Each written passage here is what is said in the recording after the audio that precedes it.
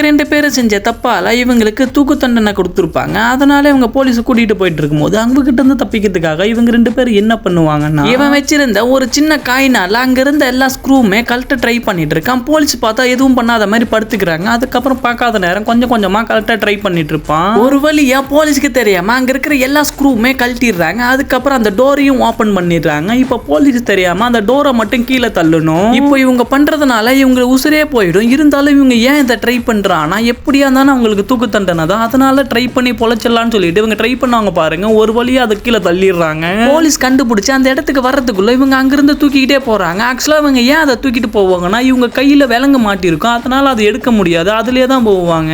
அதுவும் இல்லாம இது ஒரு பாலைவனம்ன்றதுனால இவங்களுக்கு குடிக்க கூட தண்ணி இருக்காது. கொஞ்சம் தூரம் வந்ததுக்கு அப்புறம் அங்க ஒரு ஹெலிகாப்டர் இருக்கும். அதை ரெடி பண்ணிட்டு அங்கிருந்து தப்பிக்கலான்னு பார்த்தா அந்த நேரம் பார்த்து போலீஸ் இவங்களை தேடி வந்துருவாங்க. கடைசியில அவங்க கிட்ட இருந்து தப்பிக்கிறதுக்காக என்ன பண்ணுவோம்னா, அங்க ஒரு சுரங்கு இருக்கும். அதுக்குள்ள போய் மறைஞ்சுப்பாங்க.